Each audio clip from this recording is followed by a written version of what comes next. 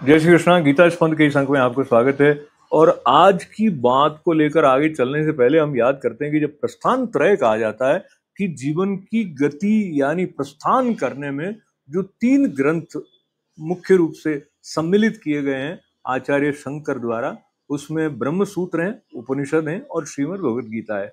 तो ब्रह्म सूत्र जो है वो सिद्धांत पक्ष को स्पष्ट करते हैं और जो उपनिषद हैं वो साध्य पक्ष को स्पष्ट करते हैं और साधना पक्ष जो है वो श्रीमद् भगवद गीता के द्वारा स्पष्ट होता है। अब ये जो साधना के दृष्टि से जब हम श्रीमद् भगवद गीता को अपनाते हैं तो हमारी समझ में आता है कि ये जो वाणी है जिसको अद्वैत के अमृत के वर्षण के साथ जुड़ा हुआ एक दिव्य गान कहा जाता है, वो हमें पग पग पर हम अपने जीवन को कैसे ढालें, कैसे अपने को आगे लेकर जाएं, उसका निर्देश करता है।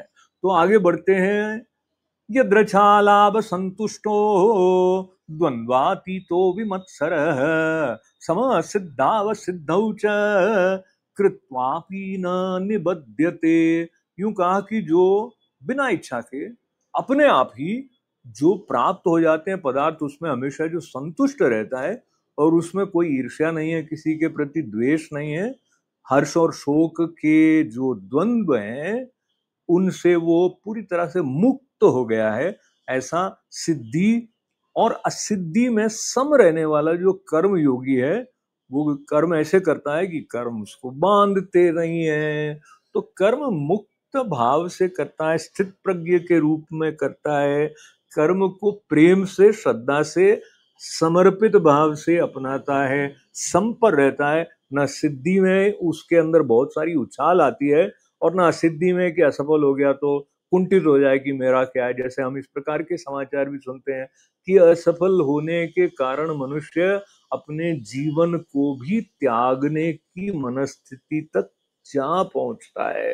तो जो संपर रहता है उसको पता है कि ये जो खेल हो रहा है इसमें न तो पूरी तरह से सफल होकर वो मुझ पर चिपक जाएगा, सफलता का जो चमक का भाव है, और न असफलता अगर कोई कालिक जैसी है तो वो मुझ पर चिपक जाएगी।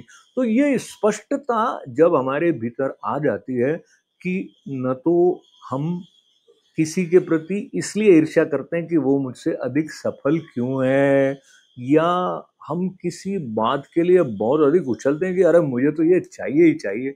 तो ये वाली अवस्था भगवत कृपा से हमारे जीवन में प्रेम से आए, श्रद्धा से, आनंद से। जय श्री